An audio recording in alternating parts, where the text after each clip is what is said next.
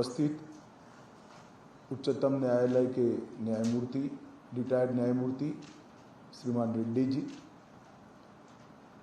सचिव सहकारिता श्रीमान ग्यारेश कुमार जी, स्पेशल सेक्रेटरी विजय कुमार जी, उपस्थित सभी इस रिफंड प्रक्रिया से जुड़े हुए अलग अलग भारत सरकार की संस्थाओं के अधिकारीगण और जिन्होंने मेरे साथ रहकर इसकी शुरू से चिंता की है, ऐसे मेरे साथी श्रीमान वर्मा जी और आज इस प्रक्रिया से जुड़े हुए सहारा के लाखों लाखों निवेशकों को मैं बहुत हृदय से बधाई देना चाहता हूँ। सहकारिता आंदोलन को अगर मजबूत बनाना है तो सहकारिता आंदोलन में विश्वास भी मजबूत बनाना पड़ेगा। कई बार कुछ ऐसी घटनाएं हो जाती हैं, कुछ गलत आशय के उद्देश्य के लोगों के हाथ में भी कुछ चीजें पड़ जाती हैं और इसके माध्यम से इस प्रकार का माहौल खड़ा होता है जो विश्वास को हिला देता है। परंतु शासन की जिम्मेदारी है कि कानून बनाने के जो अधिकार, एडमिनिस्ट्रेशन के जो अधिकार संविधान ने सरकार को दिए हैं, इसका उपयोग करते हुए देश के हर नागरिक की जमा पूंजी को सुरक्षित करना और उसको वापस लौटाना। जब सहकारिता मंत्रालय का गठन हुआ तब सहकारिता मंत्रालय के सामने ढेर सारे चैलेंजेस थे। बिल्कुल हिल कर रह गया हुआ सरकार सहकारिता के ढांचे को फिर से मजबूत करना, पैक्स से लेकर एपेक्स तक, कृषि से लेकर मछुआरा समिति से लेकर कंस्ट्रक्शन से लेकर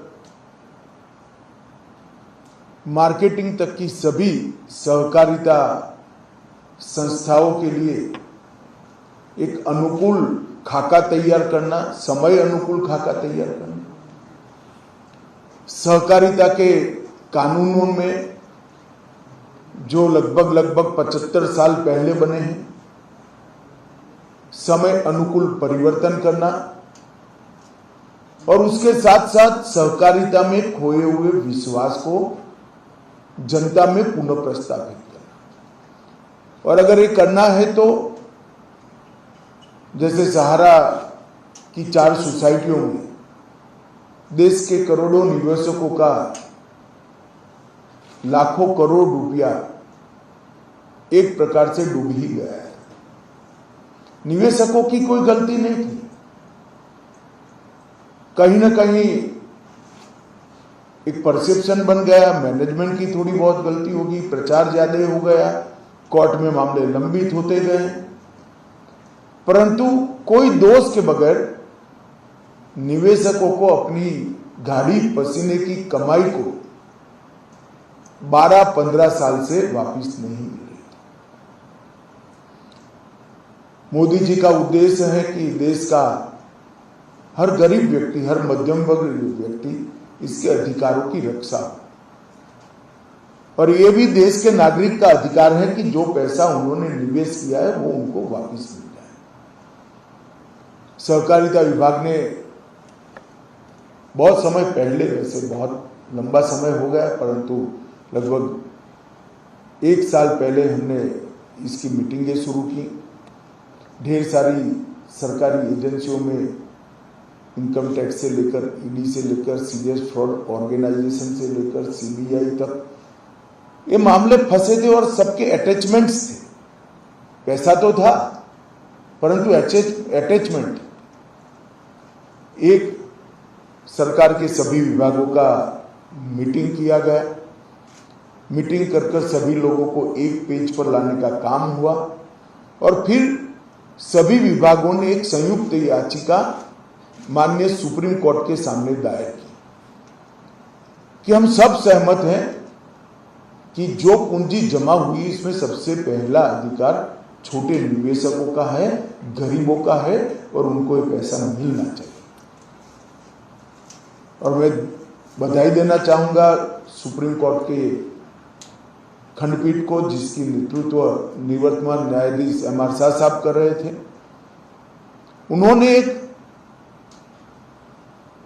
परिवर्तन लाने वाला सुप्रीम कोर्ट का फैसला दिया, जिसमें सुप्रीम कोर्ट के रिटायर्ड न्यायमूर्ति रेड्डी साहब की अध्यक्षता में एक कमेटी बनाकर पारदर्शी तरीके से ये हर नागरिक को पैसा पहुंच जाए, इसकी व्यवस्था करनी थी। और मुझे आनंद है, मैं एक प्रकार से कहूंगा मेरा लंबा अनुभव है, कोऑपरेटिव का भी है, सरकारों में रहने का भी है। जो कमेटी बनी है उसने और भारत सरकार की जो एजेंसियां पेमेंट करने में लगी है, इस सभी ने एक रिकॉर्ड समय में अति प्रशंसनीय कामगिरी करते हुए इतने कम समय में आज सभी को पैसा वापिस मिल रहा है। ये मेरे लिए बहुत है। चाहे डिपॉजिटरी का काम करने वाले हो, चाहे ऑडिट का काम करने वाले हो, चाहे आरबीआई हो, सभी ने इस काम को प्रायोरिटी दी। रेड्डी साहब ने भी अनेक मीटिंगें करी। सहकारिता मंत्रालय का तो दायित्व है ही, हमारे सहकारिता सचिव और विजय कुमार जी दोनों ने इस चीज को बड़े इमोशनल तरीके से लिया। तो जब 4 जुलाई को रजिस्ट्रेशन पोर्टल का शुभारंभ किया गया, रेड्डी साहब भी उपस्थित थे, तब कहा था कि 45 दिन में हम पैसा दे पाएंगे। मगर मुझे आनंद है कि 1 महीने के पहले ही आज पहली किस्त जा रही है और इसके 112 लाभार्थियों को पैसा मिल रहा है। अब तक 18 लाख लोगों ने अपना रजिस्ट्रेशन करा लिया है। इसमें से 14 लाख लोगों का रजिस्ट्रेशन वैधता भी, मान्यता भी दे दी गई है और आज 112 लोगों को उनको बैंक अकाउंट में 10-10 हज़ार रुपया जमा हो रहा है। मुझे इसका हृदय से बहुत आनंद है, क्योंकि मैं बूथ से काम कर यहाँ तक पहुँचने वाला कार्यकर्ता हूँ। जो मेहनत करता है, जो जीवन के लिए संघर्ष करता है, उसके लिए अपने 50,000, 25,000, 1 लाख, 2 लाख रुपये का मूल्य क्या होता है वो मैं जानता हूँ। आज इन लोगों को मैं बहुत बहुत बधाई देना चाहता हूँ और कहना चाहता हूं कि नरेंद्र मोदी जी का मुख्य उद्देश्य कम से कम तकलीफ समाज के अंतिम तबके के व्यक्ति को पड़े, मध्यम वर्ग को पड़े, वो उद्देश्य की परिपूर्ति करने में आज सहकारिता विभाग को सफलता मिली है। आज हम 10,000 रुपया दे रहे हैं, मगर मैं पूरी चीज को देखकर आपको आश्वस्त करना चाहता हूं कि आने वाले समय में हम आपके पूरे पैसे लौटाने में निश्चित रूप से सफल होंगे, इसका मुझे पूरा विश्वास है।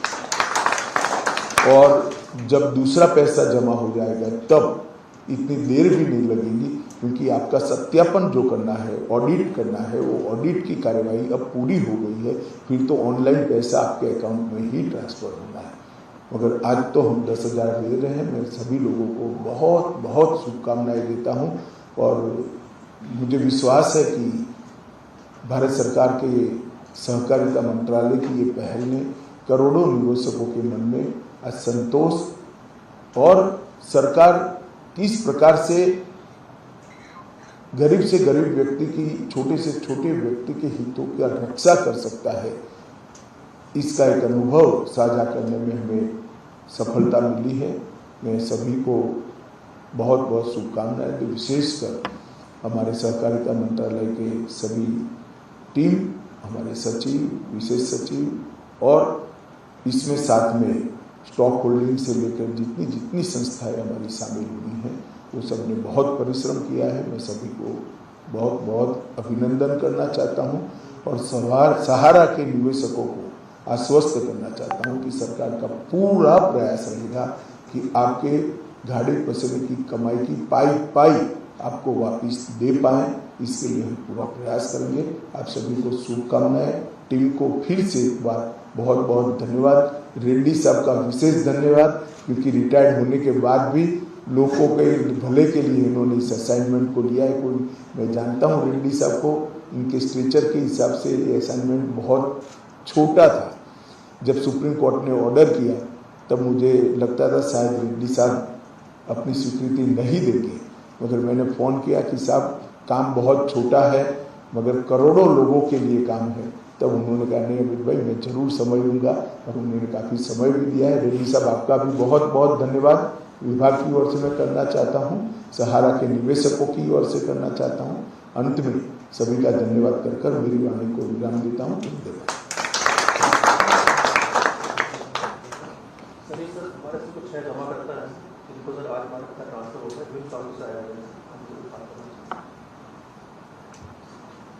नमस्ते जी। गुर्जर जी माइक चालू कर दीजिए। मेरा नाम इंदिरा गुर्जर है, जिला अजमेर, राज्य राज्यपाल और गांव ही होने